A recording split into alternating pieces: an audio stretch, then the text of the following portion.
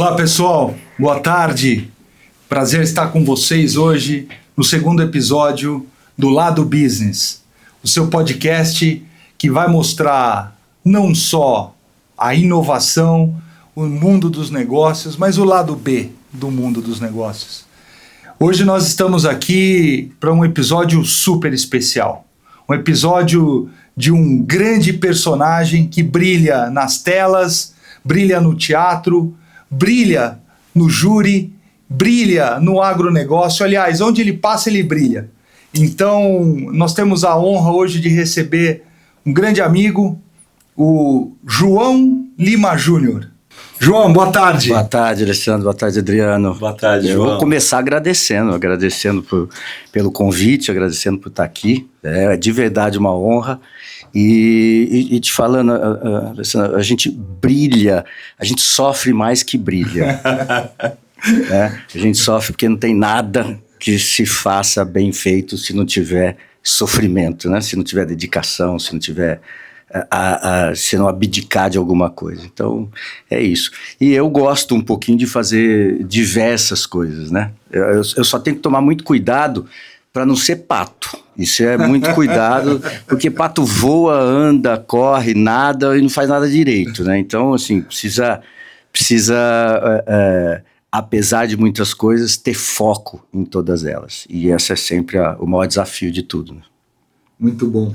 Esse é um contexto, empreender com estilo voltado a resultados, né, João? Traz alguns dos contextos que a gente é apresentado e tomar decisão. Talvez, acho que o mais complicado, a dificuldade da rotina é tomar decisão. E até queria que você falasse um pouquinho da sua trajetória, aproveitando essa entrada, né, que o Ale trouxe da TV ao sucesso dentro do contexto do negócio jurídico, do agronegócio, da construção civil, esse multiempreendedor, multifacetado, se é que a gente pode denominar dessa forma. Enfim, conta um pouquinho da sua trajetória, João. Adriano, é um pouquinho inverso. Eu primeiro vim da advocacia, na verdade, né?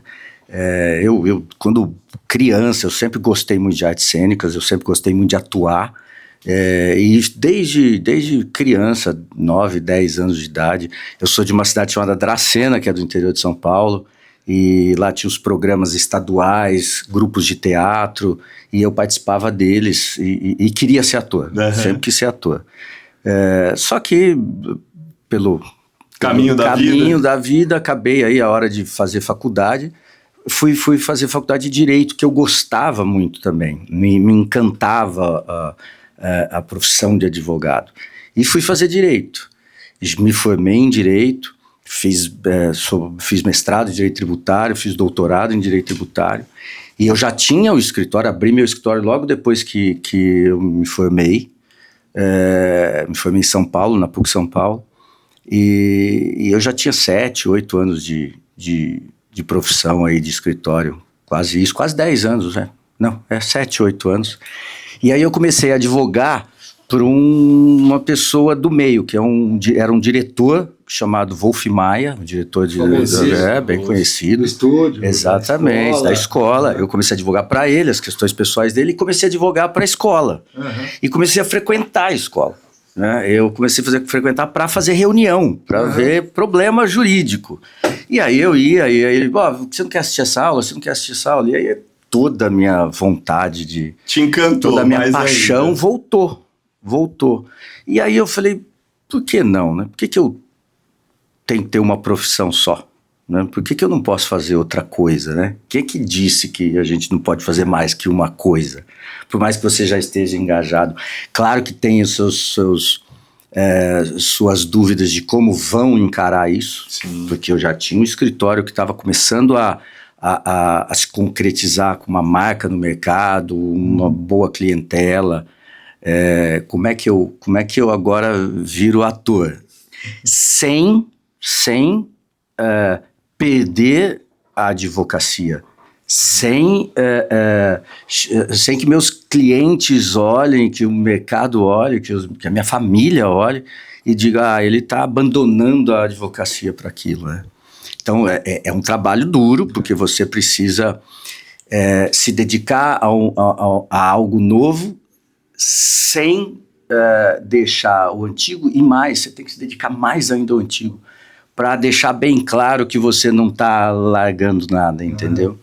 E assim, quem faz mais de uma coisa na vida sabe o que eu estou falando. Você tem que se dedicar mais do que se você fizer só ela, entendeu?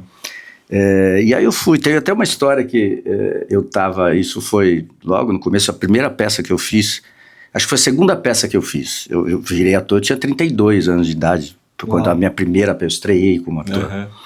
E a minha segunda peça eu fiz uma peça com uma atriz que é muito conhecida, ela chama Laura Cardoso. A Laura Cardoso fez muitas novelas, é uma grande atriz, né, do Brasil.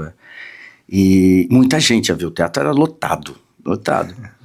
E tive 2 oportunidades de, saindo do teatro, encontrar um cliente, ele olhar para mim e falar: o que você estava fazendo em cima do palco?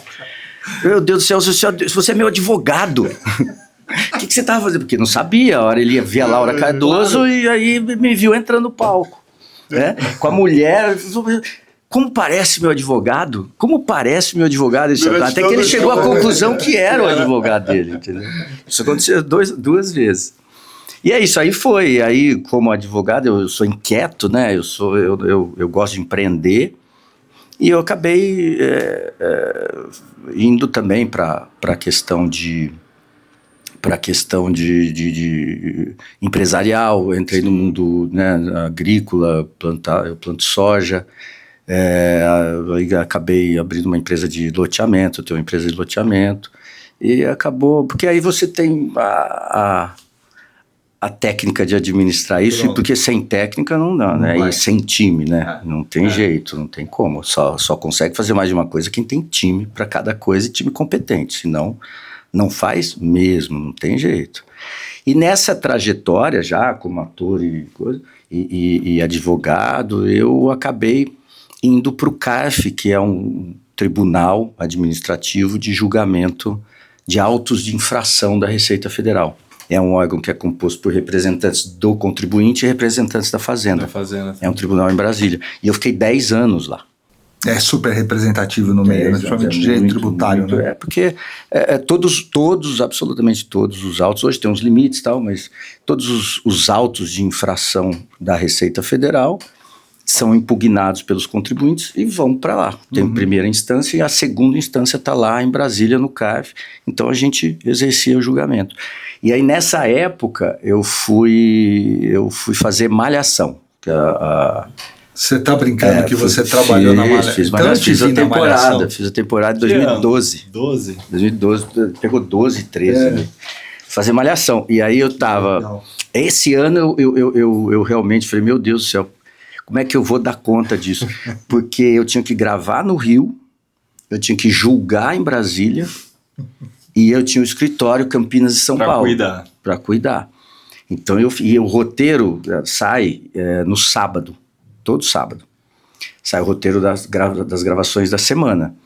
E aí no sábado é que você fica sabendo o que você vai fazer. Só que aí... muitas vezes caía no dia do julgamento, muitas vezes você tinha reunião. Hoje até tem vídeo, é mais fácil, mas antigo, 2012, 2013 era presencial ainda. Tudo. E aí era uma loucura, eu gravava de manhã, pegava um voo para Brasília, julgava à tarde, pegava um voo para Campinas, fazia uma reunião aqui de manhã, pegava um voo para o Rio. Eu vivia fazendo tudo ao mesmo tempo agora. Uma amiga minha me perguntou um dia, falou assim, deixa eu te perguntar um negócio, você tem alguma doença terminal? Precisa fazer tudo agora? Estilo Juscelino, né? 50 anos em 5, né? Eu falei, não tenho não, mas vai acontecendo, né? Vai acontecendo. E aí depois foi nessa época que eu falei, olha, televisão porque conciliar é um pouco mais pesado. Muito mais difícil. E aí eu comecei a focar mais no teatro. E o teatro é muito bom de fazer, é uma paixão. E assim, fora o período que você está ensaiando, você tem 2 meses de ensaio, e aí é sexta, sábado, domingo. Então tá todo mundo brigando aí pelas 6 por como é que é? 6 por 1, não? 6 por 1, né? Eu faço 7 por 7 várias vezes. E você, eu tenho, acho que uma característica interessante, né? Você é um cara presente nos seus negócios, você é um cara direto no tratar, mas você é extremamente bem-humorado. E esses 3 componentes dentro do mundo de liderança, do mundo de negócio, não é fácil equilibrar essas características. Como é que você consegue fazer isso, João? Assim, você tocou 3 pontos aí, né? Ser direto, ser presente e ter bom humor. Primeiro que, para você conseguir realizar, eu acho que isso em qualquer área, você não vai encontrar uma pessoa que tenha realizado, que tenha sucesso, que tenha construído alguma coisa, que não tenha time. Não adianta, você não consegue. E time, time de qualidade, eu estou dizendo, né? Porque é o que faz a diferença. Na verdade, eu só consigo fazer tudo o que eu faço porque eu tenho equipes maravilhosas, entendeu? Que entregam. E ser direto, eu acho que é um elemento importantíssimo para você formar e ter boas equipes. Conversas difíceis não podem ser procrastinadas. Conversas difíceis, elas têm que acontecer rápido, e a tua equipe tem que entender onde você quer chegar, a tua equipe tem que entender qual é o objetivo daquilo tudo, e todo mundo tem que falar a mesma língua. Se a equipe, né, liderança, liderado não falar a mesma língua, não anda, tá cada um para um lado, né? Portanto, ser direto eu acho que ajuda muito na comunicação entre liderança e liderado. A comunicação é uma das coisas mais difíceis que existe, né? Você tem um emissor de uma mensagem e um receptor. Esse receptor, na maioria das vezes, não está recebendo o que você está passando, o que você está emitindo. É um problema isso. E a responsabilidade é de quem passa. Não, a responsabilidade é de quem passa. Então, ser direto não significa ser rude, né? Ser direto significa objetividade. Olha, é isso, é por aqui. Então, eu acho que a questão de ser direto me ajuda muito a questão, né, de comunicação com as equipes. Eu acho isso essencial. Presente, eu também acredito, Alessandro, que não existe liderança ausente. Não é líder. Uma coisa é você ter um projeto, uma coisa é você construir um processo a ser seguido e um objetivo, né? Algo a ser realizado e estar o tempo todo corrigindo rotas. Isso está funcionando? Não está. Então vamos mudar aqui. Por que isso não está funcionando? É um problema na equipe? É um problema de erro de projeto? É um problema de execução? O que é isso? Essa presença é importante, que não significa fazer por eles, né? Por ninguém, né? Cada um tem sua função, cada um tem que fazer. Nem liderança por liderado, nem liderado por liderança. Mas eu não acredito muito em liderança ausente. Olha, eu criei um projeto, tá aqui, minha equipe tá aí, eu vou embora e vou voltar no final para xingar quem errou, entendeu? Não existe isso. Você tem que estar presente. Tem que estar presente. E bom humor, que acho que era o terceiro que você falou, né? Bom humor é um exercício, né? Ninguém é bem-humorado. Ninguém é bem-humorado. Como é que a gente vai ser bem-humorado? Naturalmente, eu tô falando, né? É claro que umas pessoas são mais que as outras, mas assim, o mundo, ele acaba com o nosso bom humor. A gente acorda, a gente tem que reunião, pegar a estrada, tem que pensar no cliente, tem que problema em casa, tem filhos, tem esposa, tem contas a pagar, né? Aí você já entra no carro, já alguém tá buzinando atrás de você, aí você chega no teu local de trabalho, aquilo que você tinha programado deu errado, você tem que... O mundo hoje, a complexidade do mundo hoje é de tirar o humor de qualquer um. Né? Por isso que assim, tem que ser exercitado. E eu penso mesmo, todos os dias eu acordo e penso, eu preciso do meu bom humor. Eu preciso do meu bom humor. Porque senão é muito difícil enfrentar tudo. E aí as pessoas vão ficando chatas, né? Elas vão ficando mal-humoradas, elas vão ficando chatas. Essa alternância, então, assim, muitas vezes, ao longo do dia, com os desafios que vem se apresentando. Muito. Por isso que bom humor não é uma coisa só de sentir. É uma coisa de exercitar. É cerebral. Postura mental, né? Postura mental. É isso mesmo. Postura mental, não tenha dúvida. Eu escolho ser assim, Eu né? escolho ser assim. E vou... É um dos meus objetivos e vou lutar para isso, entendeu? Até para você poder brilhar como líder, né? Você tem que ter um poder de atração que, claro, é o intelectual, é o exemplo que você dá, mas isso também acaba sendo um fator importante, né? Não tenha dúvida, é isso aí. E dos negócios, qual tem aí uma particularidade, ou seja no ingresso, ou eventualmente na gestão dessa rotina, da equipe, onde que você se sente mais confortável hoje, João? Você diz em área ou dentro do processo? Vamos pensar no contexto de empreendedorismo, inclusive a questão do próprio teatro, né? De você atuar. Você consegue se ver de alguma forma em um desses negócios com mais facilidade? Ou tem um ali que eu gosto muito, mas é o que mais me tira energia? Consigo. Opa, consigo. Ninguém tem dom para tudo, né? Ninguém tem dom para tudo, não adianta. Por isso que eu acredito muito no trabalho, muito em talento desenvolvido. Eu acredito. Tem o talento nato e tem o talento desenvolvido. E o talento nato que não é trabalhado, ele é perdido. Fica para trás, né? Fica para trás. Eu acho que o meu maior talento está na advocacia. Eu acho que é o meu maior talento, né? É tudo muito mais flui, é tudo mais fácil para mim, entendeu? No teatro já é uma outra dificuldade, porque é trabalho. Para atingir um ponto é trabalho.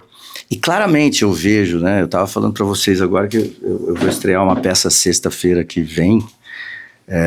Fala mais da nossa... aproveita.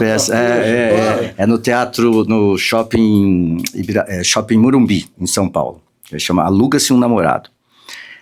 E quem vai fazer essa peça é um elenco. Eri Johnson, Miriam Rios, Juliana Knusti, Raimundo Souza. É um elenco muito legal. Fortíssimo, muito legal. E eu lá no meio. E assim, não devia estar dando muito ibope e te chamaram para entrar no elenco. Mas assim, o Eri, por exemplo, é surreal, entendeu? Porque assim, o que eu levo, né? Dias para atingir, ensaio, trabalho, leitura, construção de personagem, caracterização do que é a vida daquele personagem, o que ele pensa, onde ele é, toda a construção dele. Ele, em 2 segundos, ele entra ali, arrebenta todo mundo, dá um show entendeu? Você fala, como é que pode? Como é que pode? Então, assim, o talento nato. Ele é um talento nato, mas ele trabalha o talento dele. O Eri é muito dedicado. Desculpa te cortar, tem uma frase do Michael Jordan, a gente gosta muito de esporte, uma frase dele que é icônica, ele fala assim: você tem que trabalhar, você tem que aumentar o talento natural trabalhando duro. Exatamente. É isso, e ele era a prova disso, né? É isso aí. Em tudo, né? Em tudo, nas artes, no esporte, na área empresarial, nos negócios, na advocacia, em qualquer lugar. Eu já vi talentos na advocacia, por exemplo, se perderem porque não estudam, não trabalham, não acreditam só no talento e não funciona. Por mais talento que você tenha, você tem que ter suor. Por isso que eu brinquei com você quando você começou falando, brilha. Eu falei, não, a gente sofre, a gente não brilha. Porque sem sofrimento, sem suor, trabalho duro, né? Não adianta. Você abdica de coisas, né? São escolhas, né? São escolhas, né? Toda escolha tem uma história. Quem contou essa história foi o Jô Soares. Ele estava contando sobre o filho dele, É uma história muito legal que me marcou, assim. Ele estava numa livraria e o filho dele queria escolher 5 ou 6 livros, né? E o Jô Soares virou e falou, não, filho, 6 livros não, se escolhe 2, pelo menos. Aí ele falou, então não quero nenhum.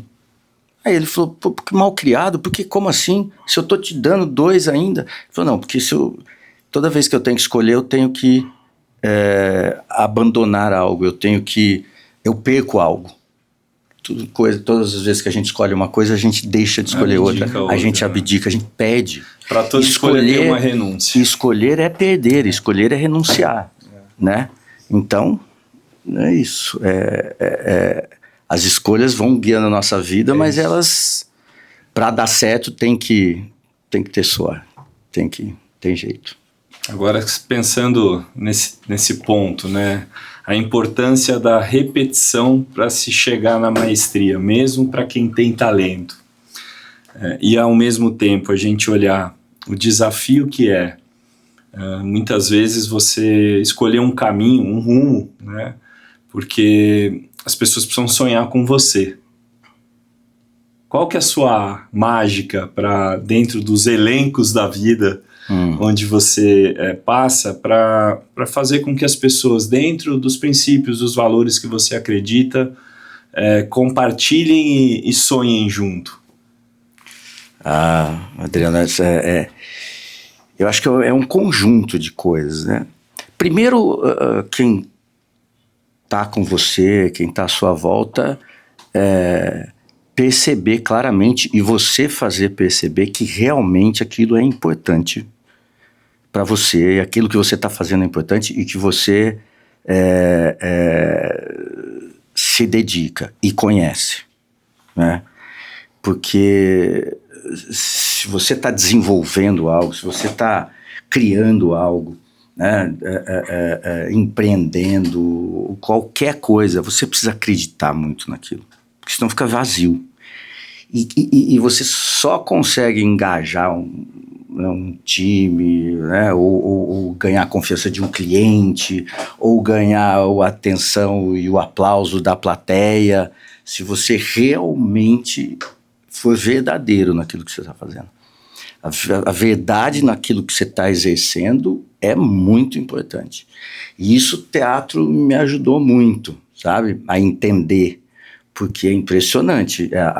Se tem um segundo de falsidade na interpretação, se torna perceptível, né? E aí você começa a pensar, você fala, peraí, a vida é assim mesmo, a vida é assim.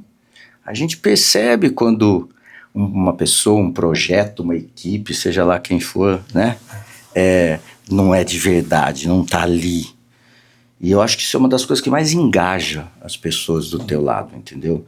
Elas saberem que senão ela chega à conclusão, eu não caibo aqui. Eu não caibo aqui. Para eu estar aqui, eu tenho que ter esse amor, essa verdade, essa dedicação, esse suor. Você trouxe um ponto, né? Hoje está muito em voga a visão da constelação sistêmica, que tem 3 regrinhas. Um é o pertencimento, né? Todo mundo quer se sentir pertencido a um grupo, a uma comunidade, a uma empresa. O dar e receber, o quanto está equilibrado no sentido de se doar versus o que você está obtendo em troca. E a questão da hierarquia também é um ponto. Cada um no seu lugar, na sua ordem. E isso é um ponto também de liderança, a necessidade de você ter clareza na liderança. Para você, o que um bom líder precisa ter? Adriano, eu acho que um bom líder é um pouco de tudo que a gente falou aqui, né? Ele precisa ter uma capacidade grande de criar equipe, né? Porque criar equipe também, formar equipe, vamos dizer assim, também é um desafio muito grande, né? E a liderança, por melhor líder que você seja, Se você não está, se a sua equipe, se seu time não se encaixa, não é em relação a você, é em relação ao todo, você pode ser o melhor líder do mundo. Você vai conseguir fazer com que essa pessoa melhore, essa pessoa entregue, mas as pessoas ali têm que estar no lugar certo. Estar no lugar certo é a coisa mais importante. E um bom líder tem que entender se o time dele, se a equipe, os liderados, se cada um está no lugar certo. Isso também há muito tempo, isso eu aprendi com um cliente meu. Ele era diretor de uma grande empresa, uma multinacional, e diretor jurídico. E eu tinha muita relação, porque eu advogava para eles. Perfeito. E muita relação com o time dele. O time dele era, assim, encantador. Eu nunca vi tanta gente competente num lugar só. E aí eu perguntei para ele, fulano, como é que você faz para ter essa equipe, para conseguir construir essa equipe? Ele falou, quem não se encaixa no perfil, quem não está no lugar certo, não fica comigo mais de 15, 20 dias. Eu falei, você tá brincando? Ele falou, tô te falando. Ele falou, eu tenho um exemplo de uma pessoa que começou a advogar aqui comigo, ele contando, e que passou uns 15, 20 dias, eu chamei e falei, deixa eu te falar um negócio, eu vou ter que te dispensar e eu vou te falar uma coisa, vai fazer outra coisa da vida, não seja advogado não, porque, cara, você tá no lugar errado. Carregando um Você não fardo, tem né? nada a ver com a advocacia. Ele se ofendeu e tal, ele falou, tá bom, mas será que eu poderia passar, eu não queria sair da empresa, eu poderia passar por um Outplacement? um processo interno né?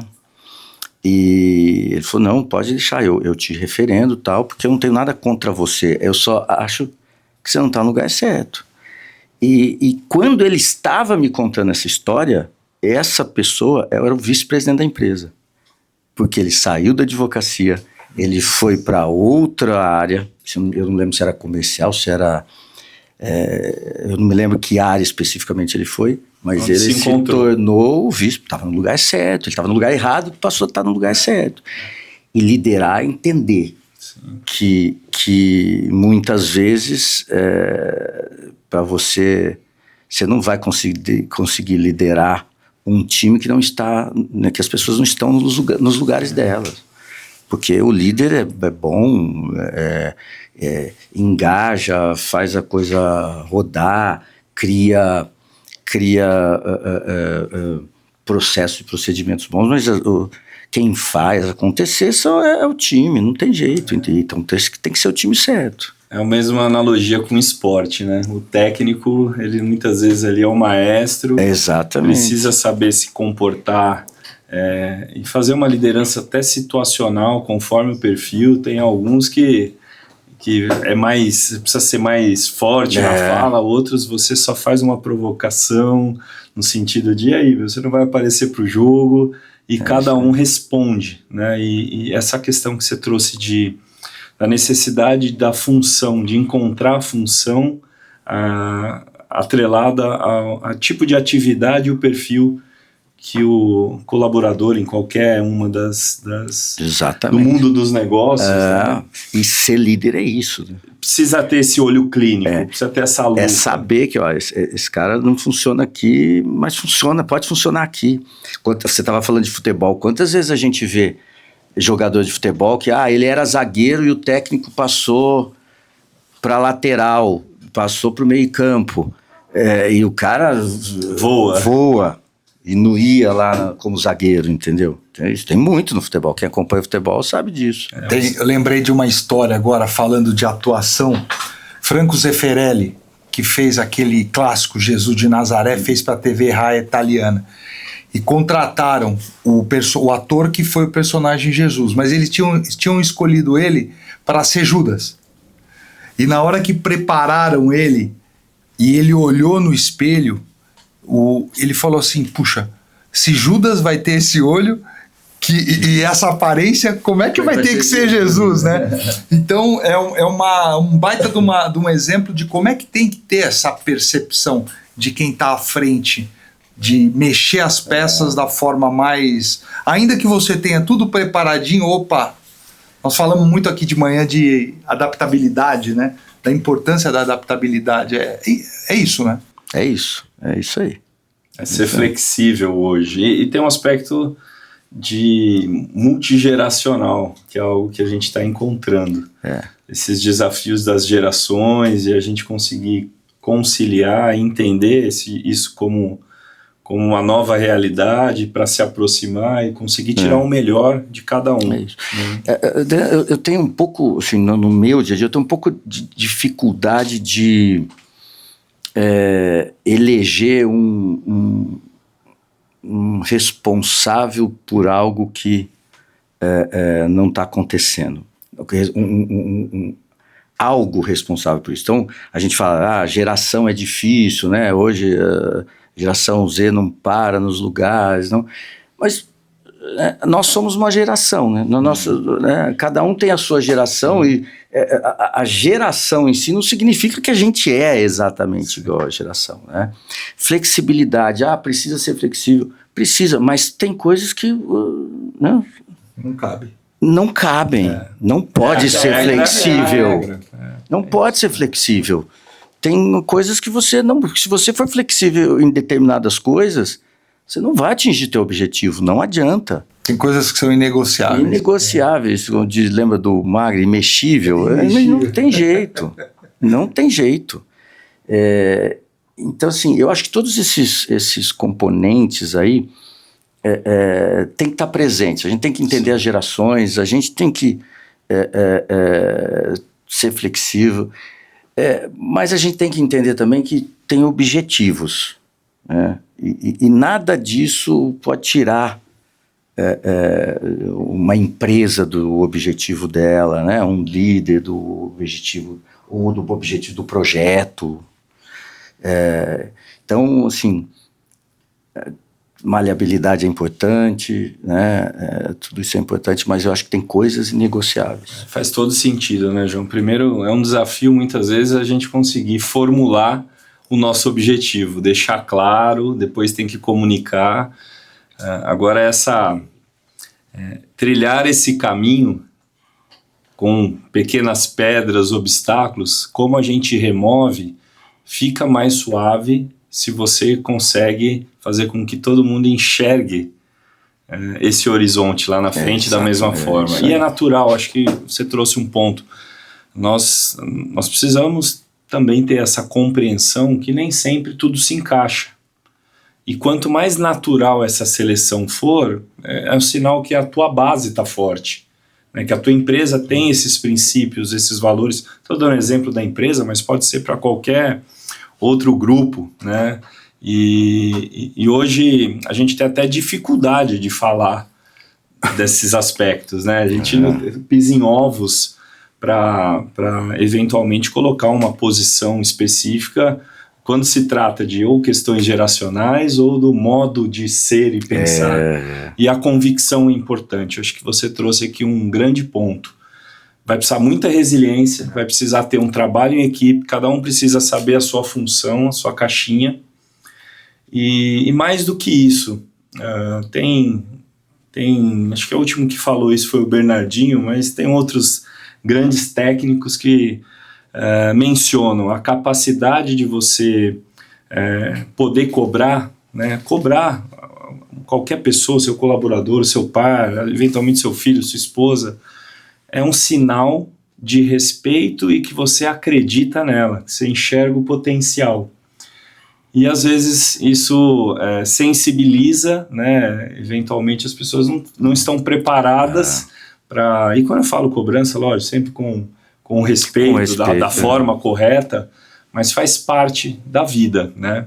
E acho que é algo que a gente precisa resgatar muito nos dias de hoje, porque a gente sempre cuidou para que as relações elas tenham um contexto empático, de harmonia, e isso a gente não pode perder.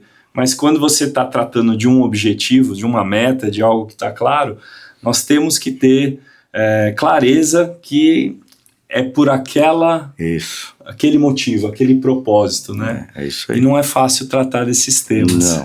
Não é mesmo. Ô João, agora aproveitando isso que o Adriano está falando, né, que é super importante, ou seja, considerar aspectos que são objetivos, diretos, pragmáticos e ao mesmo tempo lidar com a capacidade que todos têm de intuir, né, ouvir o seu sexto sentido. Como é que você balanceia essas duas coisas? Porque você tem um lado direto, objetivo, pragmático, que talvez até o direito, ainda que muito é visão interpretativa da lei, mas você tem os guias, né? E o outro lado, que inclusive você tem desenvolvido com o teatro, com artes cênicas, criatividade, intuição, abriu esses canais. Como é que você usa isso no dia a dia? Eu tento buscar que um respeite o outro. Porque intuição, primeiro, para mim, o que é uma intuição? Né? A intuição é aquela primeira faísca que você tem de algo, né, que vem à sua mente, você não consegue explicar por quê, mas você sabe que é aquele caminho. Que é genuíno, né? Que é genuíno. Mas a intuição, ela é formada, a gente não pode esquecer, pelo acúmulo de vivências que você tem, pelo acúmulo de experiência, de conhecimento, de formação, de informação, vai formando a sua intuição.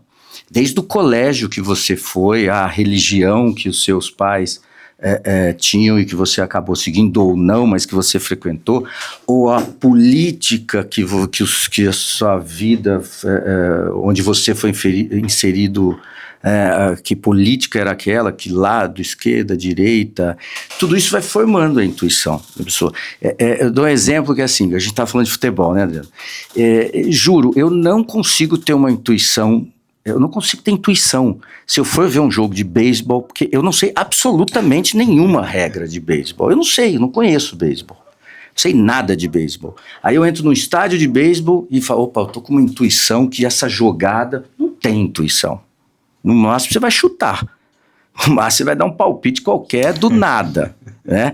No futebol a gente tem. Quem gosta de estádio sabe que quando... E é muito louco isso, porque... Quando o jogador X toca a bola para o outro, pode estar no meio de campo. É instantâneo, a torcida inteira já levanta, né? Pode estar longe do gol. Por quê? Se conhece tanto o futebol que é intuitivo que aquele posicionamento dos jogadores de defesa, aquele posicionamento dos jogadores de ataque, para quem foi passada a bola, tudo aquilo é perigo de gol. Isso e aí intuitivamente todo mundo grita. Ninguém raciocinou para pensar, para gritar. Ninguém falou, opa, o jogador tá aqui, o outro tá ali, o outro... Não, é intuitivo. Então, assim, intuição é acúmulo de vivências, de vida, e isso vai aprimorando a sua intuição. Porém, ela não deixa de ser intuição. Né? E aí vem a parte racional, a parte, né, administração, de dados, de tudo isso, que você precisa respeitar muito. Ou para colocar a sua intuição no caminho certo, que a sua intuição pode ter te dado um caminho apontado e aí com dados, ou para demonstrar que a sua intuição estava errada. Porque a intuição boa, a intuição certa é ótima, a intuição errada leva para o desastre, né? E a gente nunca sabe se a nossa intuição está certa ou está errada. A gente tem um cheiro aí, né? Vai ter que aferir. Por isso eu respeito muito, assim, eu não... Eu trabalho com os dois, entendeu? João, você trouxe essa questão da provocação do Alessandro, da congruência, né? Do lado direito do cérebro, que tem um lado mais criativo, da espiritualidade versus o racional, o lógico. Conta pra gente, como é que você consegue aproveitar isso, considerando suas vivências até no mundo da arte cênica com, eventualmente, a advocacia? A advocacia, assim, muita gente me fala assim, também advogado e ator é a mesma coisa. Então. E são muito diferentes. Por quê? Porque advogar, você tem que advogar com a razão. A advocacia é o exercício da razão. quem tem emoção é o cliente. Por isso que advogado não advoga em causa própria. Pode ser o melhor advogado do mundo. Advogou em causa própria, vai fazer um monte de bobagem. Porque ele vai colocar ali um monte de emoção, né? Interpretar é emoção. Emoção. Você tem que... Você se solta ali dentro das suas emoções. Claro, você tem um texto a seguir, marcas a seguir, né? Não é uma coisa maluca. Pelo contrário, mas é emoção, é emoção. Então, o exercício da profissão, das duas profissões são bem diferentes, mas uma ajuda a outra muito, porque, principalmente por técnicas, né? Principalmente por técnicas. Então, tribunal, por exemplo. Tribunal, isso funciona? Não tenha dúvida. Porque, assim, o tribunal, às vezes, você, para ganhar alguém ali que está julgando, você tem que, mesmo dentro da razão, colocar um pouco de emoção na comunicação. Né? Consciente. É consciente, claro que às vezes conscientemente a pessoa realmente, um advogado realmente se emociona, né? Mas é uma faísca, passou e segue racional. E técnicas de palco ajudam muito, né? Técnicas vocais, né? Ajudam muito. Eu, por exemplo, estudando voz no teatro, é que eu comecei a perceber, trazer para o tribunal uma série de coisas. Então, voz, é ali que eu comecei a estudar, que quanto mais grave a sua voz, mais atenção vão chamar. E aí você aprende a modular aquilo, porque dependendo do personagem, dependendo, você vai ter uma coisa. E aí quando você traz isso para uma reunião, quando você traz isso para um tribunal, eu, por exemplo, chamo muito mais atenção se eu falar assim com você. Numa reunião, olha, me ouve agora. Agora, se eu falar assim com você, eu vou falar, olha, Alessandro, deixa eu te mostrar o seu caso aqui. E se eu levar ele ainda a voz para o nariz, né, a voz anasalada, aí eu não vou ter absolutamente nenhum respeito de vocês na hora de coisa. Sensacional. Então isso tudo são técnicas, né? Monocordia, por exemplo, né? Eu vejo muita gente fazendo sustentação oral nos tribunais e do começo ao fim é a mesma batida, o mesmo tom. Isso vai cansando, vai perdendo a atenção. Então você tem que... Altos e baixos, rápido, né? Se eu estou falando com você de uma velocidade, de repente eu paro, eu tenho um espaço, eu chamo tua atenção, eu subo o tom de voz, né? Como você vai ver no teatro, é o tempo todo os atores brincando com isso. Isso você leva para a profissão. Tem muita coisa que tem aí congruência, mas tem muita coisa, né? A questão de como exercer, aí são diferentes. João, você trouxe esses exemplos e a gente faz muita estruturação de área comercial e me veio na cabeça o papel, né, do vendedor e como incluir essas técnicas, né? Comunicação, negociação, abordagem correta. Só que você tocou em alguns temas que têm a ver com intencionalidade e até mesmo a forma. Eu não me recordo agora, mas tem um psicólogo americano que fez um estudo em cima dessa proporção com o sucesso nas vendas. E ele colocou uma razão de 55% do resultado que você vai ter comercial, eventualmente numa interpretação, está nessa intenção, né? Às vezes do não verbal até. Você vai chegar num cliente, de você estar ali até num primeiro momento com a vestimenta adequada, você ir para uma fazenda e chegar, e você já deve ter vivenciado muito isso de terno e gravata ali para conversar com alguém que vai decidir, meio que já assusta. Talvez eles até falem, acho que é advogado, sem nem saber. E isso pode ter, né, essas sinergias da forma, do jeito, antes de... Se quer você se apresentar seu produto, tem 55% de representatividade. Quando a gente olha a forma, e aí vem tom de voz, um pouco da utilização da oratória, mas nesses altos e baixos, graves, você às vezes entrar no mundo do cliente, se ele fala mais baixo, fale mais baixo, mais pausado. Se ele é um cara mais expansivo, entra na vibe dele, e a gente precisa ser esse camaleão para gerar resultado. Então fala que essa forma representa 38% no resultado da venda. E só 7% tem a ver com conteúdo. Ou produto. O que você acha desse estudo? Eu acredito, a gente falou um pouquinho agora, né, que eu acredito muito na verdade, né? Então, eu acho que todas as técnicas, elas são necessárias e essenciais. Agora, você acreditar no teu produto, você acreditar naquela defesa, ter conhecimento daquilo, é essencial, essencial. Eu não consigo ver, no tribunal, por exemplo, alguém convencendo um juiz, um desembargador, no caso, simplesmente com técnicas de sustentação oral, de voz, de corpo, de monocordia ou não, de ritmo. Tem que ter conteúdo, tem que ter embasamento, né? E aí que está o encanto. Eu acho que ele tem razão em tentar proporcionalizar isso, né? O que é o efeito de um, o efeito de outro, mas eu acho que tem que andar tudo junto, porque tem que ser uma fórmula. É uma fórmula, não tem, é uma fórmula que se você tirar um elemento aí, você vai desfazer a fórmula toda, né? Vai desfazer a fórmula toda.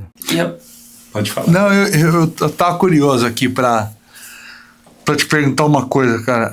O que na tua opinião, já que você é um empresário do direito, mas você tem outras linhas de negócio, e naturalmente você lida com um empresário, seja ele da indústria, serviço, varejo, qualquer tipo de negócio, e você também quando usa esse chapéu, o que você acha que existe de troca entre um empresário que ele vive, que o profissional do direito deveria aprender, o que o profissional do direito poderia ensinar para o empresário, para que ambos ganhassem aí um pouco mais de punch? É engraçado, porque assim, isso é uma questão que os advogados e os empresários vivem diariamente, porque assim, os advogados que advogam no mundo empresarial, né, vamos dizer assim, porque são bem diferentes.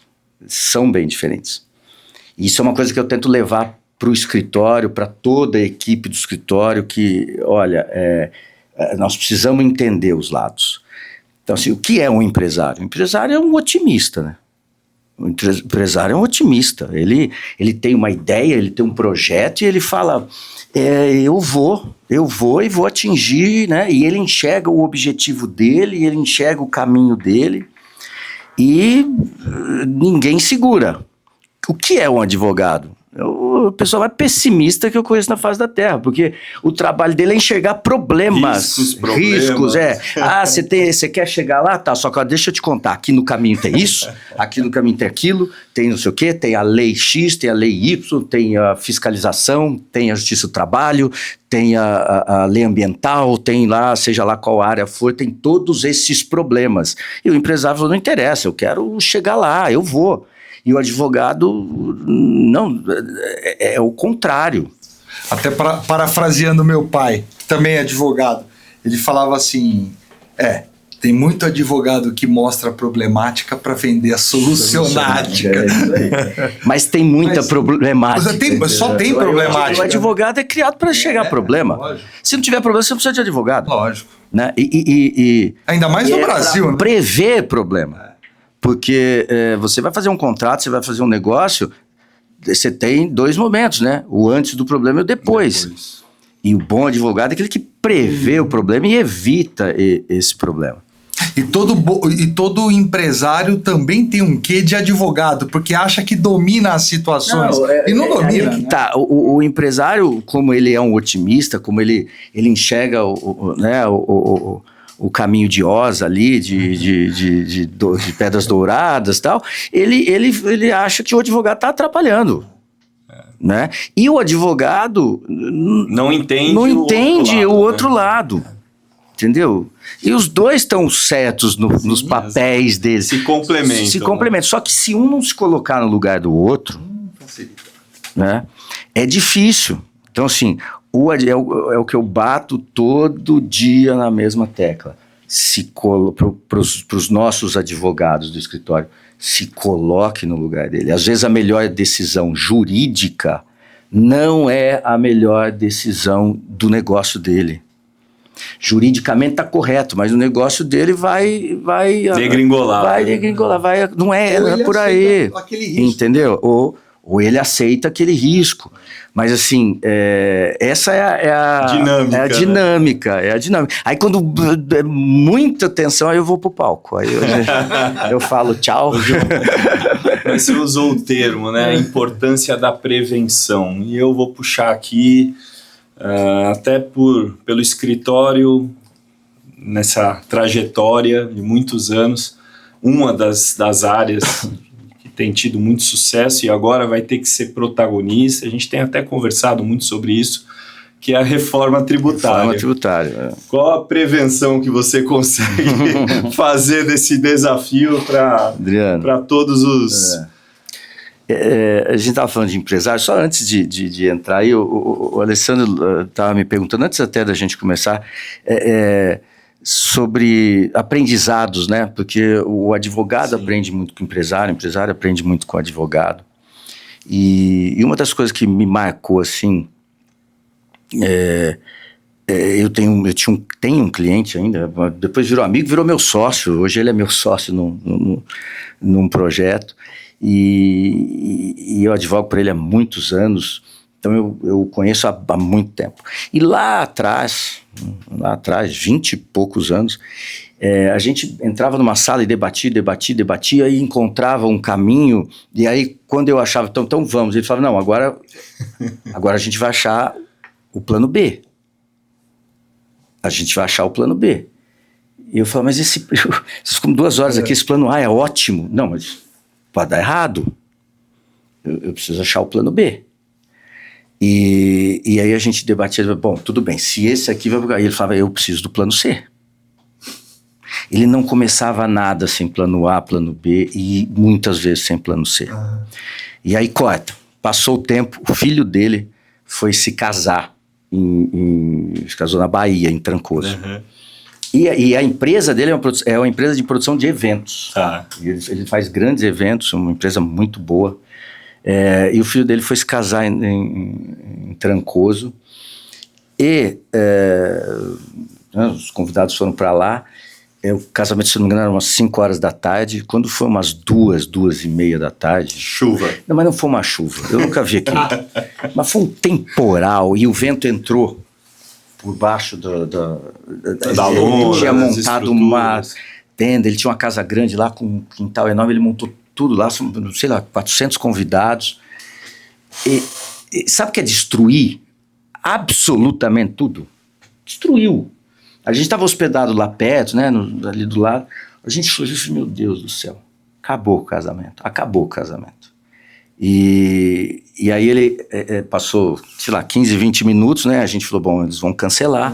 Aí entrou a mensagem dele dizendo, olha, amigos, eu queria avisar que o casamento vai atrasar 3 horas, então ao invés das 5 vai ser às 8. Eu falei, não, ele enlouqueceu. Como que ele vai fazer isso? Eu cheguei às 8 horas da noite, o casamento estava lindo, ele tinha tudo planejado.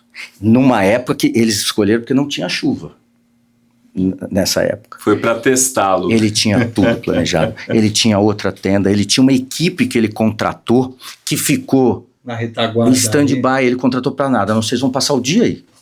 Se eu precisar de vocês, eu te chamo.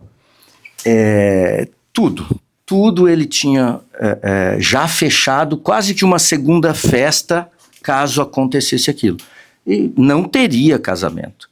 Então, assim, esse dia eu falei, cara, como é importante alguém que vai empreender, ou qualquer coisa na sua vida que você for fazer, né, nos negócios, em qualquer área, tem que ter plano B. Você tem que ter plano B. Se você não tiver formatado o plano B, é muito risco. E aí depende se você quer ou não, né? Correr, né? Correr. Que legal. E aí, Adriano, a gente falou de reforma tributária, né? Que você estava perguntando. Primeiro, a reforma tributária, assim, nesses anos todos, a gente sempre ouviu falar de reforma tributária, olha, aí quando você vai ver mesmo o que veio aí esses anos, sempre tinha uma reforma para ser aprovada. Sim. Eram pequenas mudanças, uma mudança num tributo, uma mudança na outra, isso é histórico, né, de anos e anos no Brasil. E as mudanças eram aumento do tributo daqui, aumento do tributo dali, muda uma questão X, Y. Dessa vez, realmente a reforma tributária, ela vai mudar o sistema tributário. Ela vai mudar a maneira de se pensar o negócio. É um tributo que vai substituir tributos que já existem hoje, né? Vai substituir o PIS, vai substituir a COFINS, vai substituir o CMS, vai substituir o ISS, o IPI para alguns casos, o IPI não vai acabar, mas para alguns casos, e passa a ser um tributo sobre valor agregado. É o que a gente, o IVA, né, que a gente vê, é um exemplo muitos países, nos Estados Unidos a gente vê muito, né, chegando no supermercado, na loja, tá lá o preço do produto, aí quando você vai pagar, você paga o produto mais o imposto. Exato.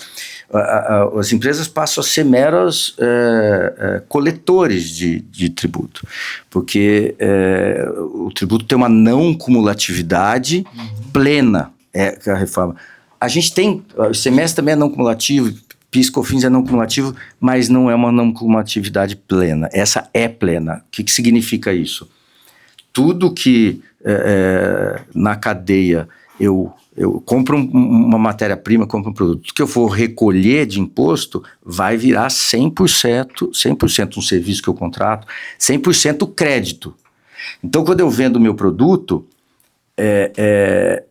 o próximo da cadeia vai pagar, eu vou abater e repassar, porque ele é que vai pagar. Então eu sou mero repassador. Uhum. E isso parece uma coisa simples, mas na verdade muda a maneira de pensar negócio. Porque hoje no Brasil a gente estrutura negócio com base em tributação. Uhum. A tributação é um elemento importantíssimo para parar de pé, para você. Né? Exatamente. Isso tudo acaba sendo dispensado, porque você não vai mais pensar o seu negócio onde eu economizo mais tributo. Você vai pensar o seu negócio esse é o custo do meu produto, o que eu tenho que melhorar em tecnologia, em venda e etc, para melhorar o custo e para melhorar o preço de venda. É isso. Outra coisa que vai mudar é a tributação no destino. Então, se a empresa vende um produto X para São Paulo, o tributo é recolhido para São Paulo. Então não adianta mais, porque todos os regimes especiais, não adianta mais eu abrir num outro estado que está me dando um regime especial, porque o que vai fazer é só ficar longe do mercado consumidor, eu ter distância, logística. Então, muita empresa que está lá e que está em outro estado e que tem um mercado consumidor num estado diferente, vai ter que repensar. Os ganhos não vão estar mais em cima da mesa. Não vão estar mais no tributo, e ele tem pelo contrário, né? Custo adicional de logística. Ele perdia de logística, ele ganhava no tributo, agora ele só vai perder na logística. Então, o que a reforma chama de neutralidade. O tributo é neutro. Agora, que vai acabar tendo um reflexo no consumidor final, porque alguém tem que pagar esse imposto. A conta, né?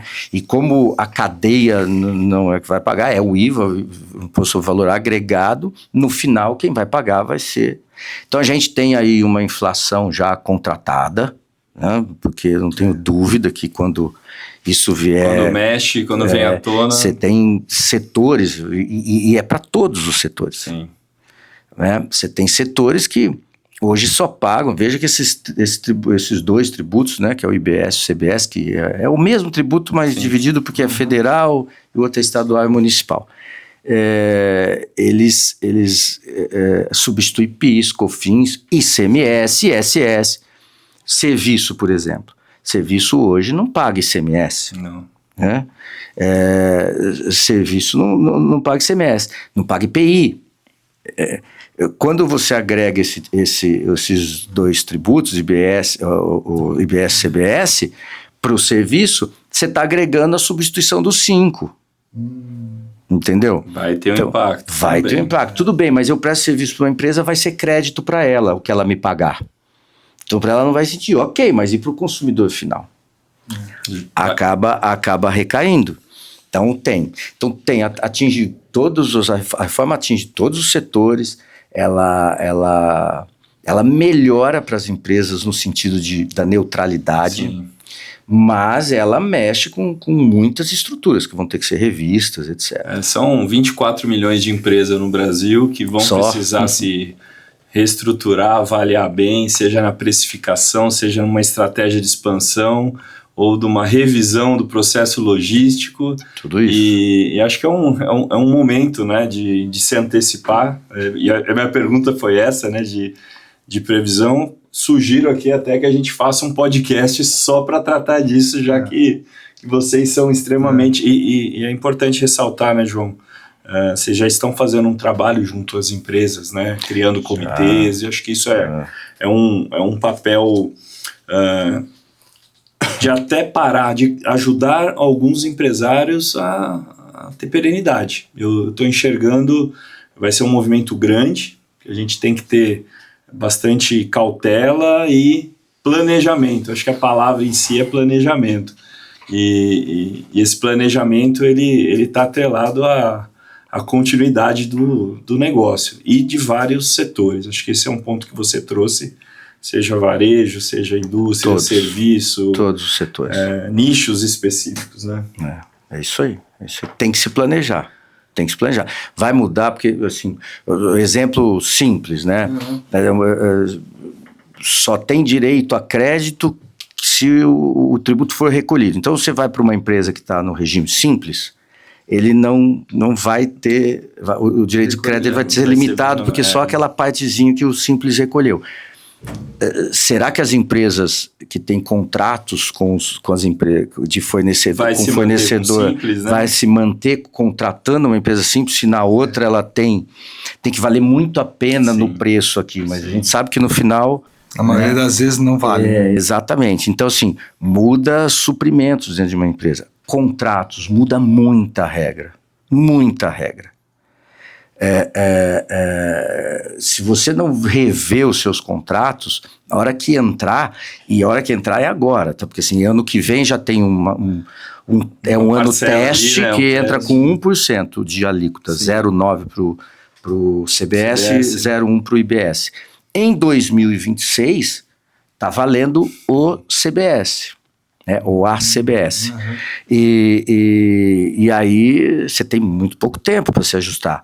Então você tem que rever a tua estrutura, rever suprimentos, você tem que rever contratos, sistemas. É uma reforma altamente tecnológica. É altamente tecnológica. Sem tecnologia não dá para implementar. Né? Para vocês terem uma ideia, existe um instrumento chamado split payment.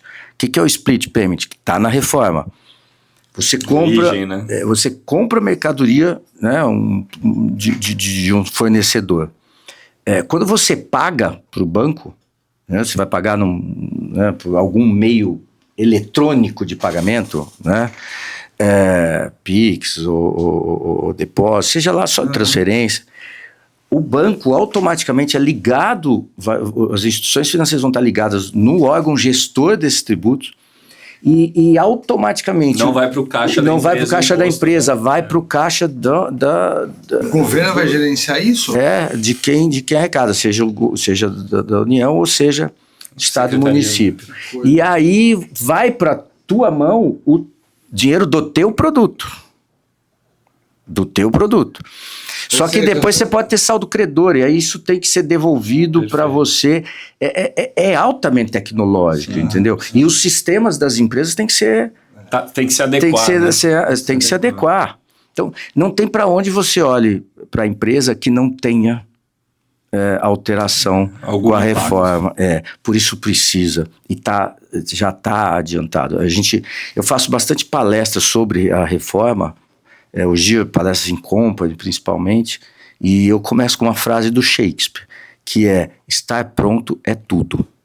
Se você não estiver pronto, a hora que mudar isso, você tem um risco de prejuízos grandes aí, né? Pensando em empresa fora do Brasil, pensando em empresa fora do estado que está o seu mercado consumidor, em logística, em tudo isso. Então, assim, é uma reforma que vai mexer bastante. Vai mexer bastante. Ramo imobiliário, bastante. As holdings, todas, né? Quantas holdings existem, né? Hoje é uma coisa muito comum, utilizada por muitos, né? Holdings patrimoniais. Eu mudo completamente a tributação. Essa configuração. Completamente. João, fazendo um gancho agora para uma questão que muitas vezes deixa o empresariado e até as pessoas físicas, né, com uma certa dúvida. Olhando agora sobre a ótica de investimento, né? Você tem alguma característica nesse sentido? Você gosta de diversificar? Vai para uma linha mais fixa, que hoje a taxa de juros está alta? Conta um pouquinho do teu método para nós. Eu gosto de diversificar, assim. Claro que com essa taxa de juros é covardia, né? Covardia. Qualquer análise que você fizer, visto aqui, visto ali, visto em qualquer lugar, você olha para a taxa de juros, você fala assim, sem risco, Exato. sem esforço, sem nada, e isso realmente não é bom para o país, né? Sim. Isso claramente não é bom para o país, né? Você não conversa hoje com ninguém que vai investir que queira colocar esse dinheiro no mercado. As pessoas querem investir em papéis, receber Selic e acabou. O mundo dos rentistas hoje, né? Só que isso não é para sempre, né, André? A gente sabe que é cíclico. E aí eu meço muito risco quando eu vou investir em algo, né? Fora a questão dos juros, é o apetite de risco, né? Eu não sou um cara que gosto do risco. Eu já passo risco demais em todos os negócios que eu faço, para depois ainda correr outro risco no investimento depois, entendeu? É isso, mas eu torço para que essa taxa de juros caia logo e tudo volte a... Só vou fazer um gancho com o que a gente estava falando da reforma, tá? A gente já tem uma inflação contratada. Sim. Com a reforma. Eu falei para vocês que no final cai no consumidor final, que muitas áreas que hoje não são tributadas passarão a ser tributadas, não são tributadas por todos os tributos que vão ser substituídos, passarão a ser. Outra coisa, hoje a formação do preço do produto, ele é embutido na formação do preço dele o tributo. Quem é que garante que quando esse tributo acaba, ISS, ICMS, PIS, COFINS, está lá no produto. Aí entra um IVA. Quem te disse que o preço da caneca que foi criada com os impostos todos levados em conta vai cair? Vai entrar um tributo? Não vai. Não tem essa garantia não hoje, tem, né? Garantia e muita empresa está vendo oportunidade. Opa, o meu custo está tão apertado e agora eu vou deixar de recolher esses impostos e vou recolher um imposto que vai ser repassado. Que não vai sair mais do meu caixa, vamos dizer assim, né? Que quem vai pagar não sou mais eu. Então, você tem na cabeça a tributação, mesmo para as empresas que pagam esses impostos hoje. E para as atividades que não pagam. Então, você tem uma inflação contratada, não tenha dúvida disso. E aí, como é que a gente faz com a taxa de juros, né? Porque como é que vai cair taxa de juros se eu já tenho uma inflação contratada aí? Fora tudo, né? Que a gente vive aqui. Então, assim... Tem que ser criativo. Tem que ser... eu ouvi uma frase ótima outro dia, que sabe a história de o Brasil não é para amadores, mas o Brasil também não é para profissionais, o Brasil é para brasileiro. Essa é a verdade. O Brasil é para brasileiro. Ou seja, quem entrar vai ter que tropicalizar a mentalidade, né? É isso aí. E como brasileiro, João, se você pegar a tua trajetória, toda a sua história profissional, qual que é o maior aprendizado que você teve como empreendedor? O maior aprendizado